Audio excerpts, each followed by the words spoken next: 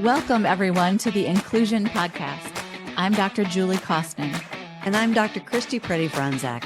We're so glad you're here as we explore all things inclusion. So whether you're a school leader, an educator, a parent, or simply passionate about inclusion, this podcast is for you. In each episode, we go beyond the usual conversations, diving into what truly makes inclusive education work. Together, let's make a difference, one conversation at a time. Here we go. Episode number 74. It's about behavior charts, behavior systems. Again? And it's not some more? What? It's not probably what you think it is. Okay. Today, we're dealing with an issue that we find really interesting. Yeah. And so it's that a lot of people have heard us talking about behavior charts and they've said to us, well, good news, we don't use them. That's right. And then we say, good. Or And not then everybody uses them. So Yeah. we're pretty good. Yeah, for sure, for sure. And that is true. It is better if fewer people are using them. But let's talk about what them is. So when you hear behavior charts, you're probably thinking like a red light, green light, sticker wall. You might even think, we don't use old school charts like that at all. But what we want you to do is figuring that what you're doing might actually count in the same ways. Wah, wah, wah. Meaning your dojo system is the same as a behavior chart. And we're going to talk about some simple questions just to help you figure out, well, is this the kind of behavior chart that they're talking about? Because it's disguised in some way. And then we want you to identify if you're using something like that, that would be a public system of keeping track of students' behaviors. And we're going to tackle the biggest pushback also, which is, but kids need consequences. Yeah, for sure. And so this is another instance, Julie, where getting the handout before you listen to the whole episode is Yeah. helpful, though I know a lot of people are working out, driving, and whatnot when they listen to us. So don't worry, we'll give you support as we talk through the episode. But the download is at inclusivschooling.com/download 74. And it has four main sections. It's like, okay, how do I know if this is a behavior chart? We're using that in air quotes because it could take on many forms, like Julie said, a dojo system. The handout also has if you have this practice, try this instead.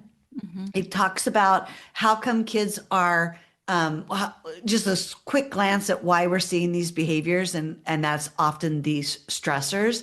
And then even talking to families about, well, we've always sent these kind of reports home, or you've always communicated through this system. What are you doing? Because, that kid over there needs to know that they're messing up, right? So we'll talk a little bit about those four big sections. So at inclusivschooling.com/download 74. And then we'll also put in the show notes other episodes where we talk deeply about consequences, about behavior charts, all of that, because this one is really about understanding that people want to give feedback, or people want to give consequences, or people want to, whatever it is, and they think that they're not using a behavior chart to do that, but they really are.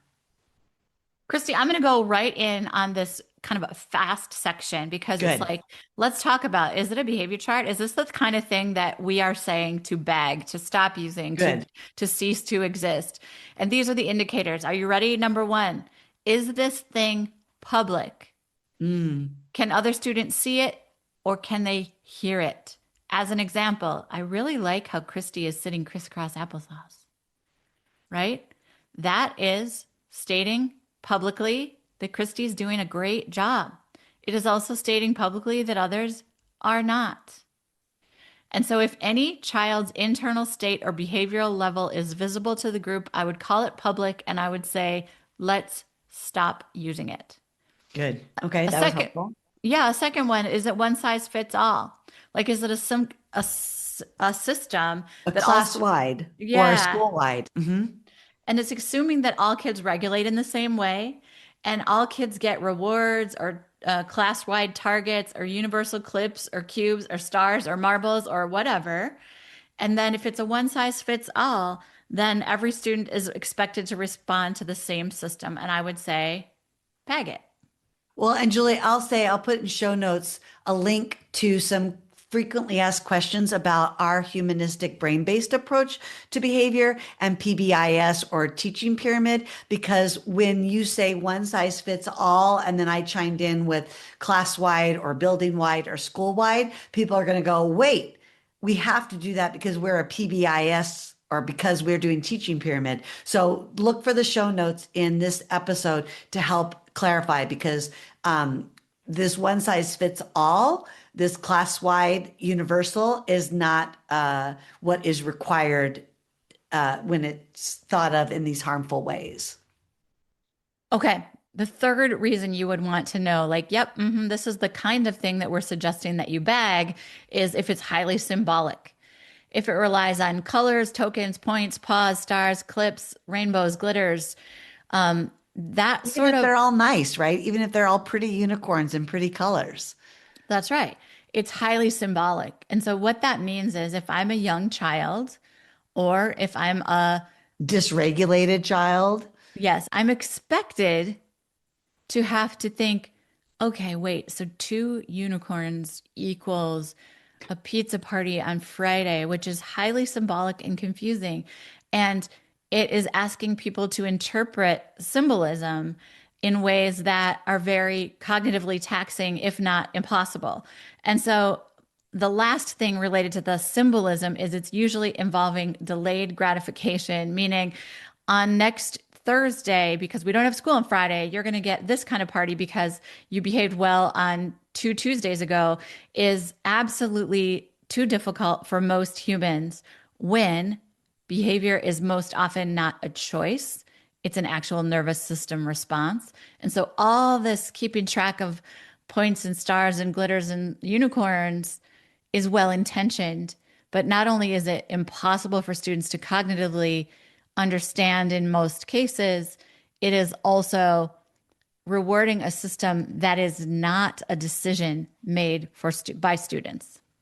And so, what we're going through right now are the part of the download for this episode that is a guide for educators to know, are we using what Julie and Christy talk about when they say bag the behavior charts? Because again, we usually hear, oh, we're not doing it. And then we look at their system and it's still public. It's one size fits all. It's highly symbolic. And we'll give you the fourth indicator. But if you want the download, it's inclusiveschooling.com/download 74. And so the fourth one, Julie, to know, is this something we should bag? What is it?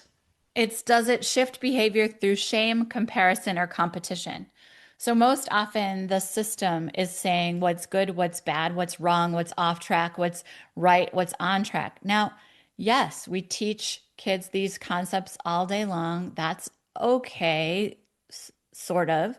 But when we're using a standard system, it means there are certain students with certain disability labels that will always be off track, that will always be in the wrong.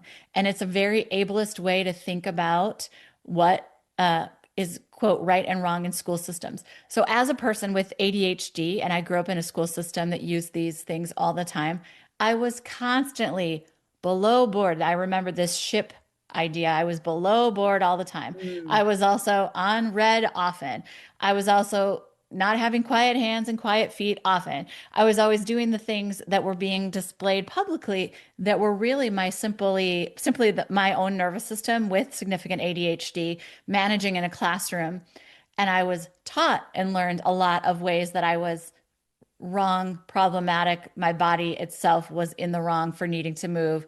And I just needed to try harder, do better, etc. So that is a system that uses shame or comparison, and it uses a standardized way of being to say you are not standardized, therefore you are wrong, bad, or not deserving of the double unicorn.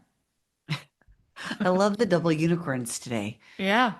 All right, Yeah. so good. So there's even more on the handout, but I think we'll wrap up this session, Julie, with a little bit about the guide for families. So we just gave the guide for educators and the team, school-based team members thinking about, oh, should we bag this practice?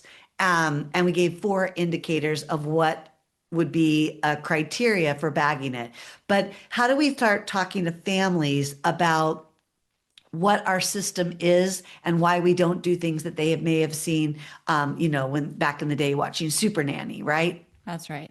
So this really very plainly in one page explains the 4 reasons that they're not using behavior charts Okay. and what you're doing instead. And so it And says, Julie, that makes me think if you're a school leader, you could use these and talk to your staff about it. If you're co-teaching, you could talk to one of your other co-teachers about why you're not going to do this. Like it doesn't have to just be for families. oh, that's a good point, Christy. So number 1, behavior charts publicly display a child's struggles and or display a student's disability label. And so it's an ableist concept. And when you do it publicly, it creates a shame-based experience for students. The second is young children cannot understand highly symbolic color systems and delayed gratification. The third is behavior charts do not teach self-regulation. In fact, we spend a ton of time and energy on the chart itself, managing who's doing what and when, instead of how do we teach actual self-regulation through co-regulation. The fourth is our goal is belonging in schools, in our systems, not compliance. And so we've got to create a system where trust is built between teachers and students. And one of the worst ways to build trust is to use a shame-based system. And what I love about the way this handout ends is with, so what do I do instead? So I can still do private check-ins, which we talk about in other episodes, what that means and looks like. How do I co-regulate and help students calm? And we've talked about how calming is just meaning I'm in homeostasis. It's a farce, or it's not productive to think everybody is just, saying om or sitting there really in this like non-active state. It just means I'm in homeostasis. We have routines, we have visual supports, we've reduced stressors, we've taught emotional literacy when students are regulated, and we've given logical and immediate consequences, which we mean as feedback. So there are other episodes that go deeply into what to do instead, and we'll link to them in the show notes. But we wanted to have one episode that said, hey, let's be clear that we're probably talking about some practice in your classroom. Yeah, that's right. So today we made clear that behavior charts aren't just the obvious stuff. If it's public, one size fits all, symbolic or shame-based, it's the kind of thing we want you to move away from. But that doesn't mean chaos. It means smarter, safer systems. So when someone says kids need consequences, here's the truth. They need feedback. They need boundaries. They need follow through. They don't need to be humiliated to understand it. And as always, we want you to keep leading with dignity, equity, and belief in every single learner. Thank you for tuning in, and don't forget to subscribe and catch up on past episodes where we share valuable insights, straight talk, and practical steps to challenge outdated special education practices. You can find every episode with the show notes at inclusiveschooling.com/inclusion-podcast to build more inclusive schools together.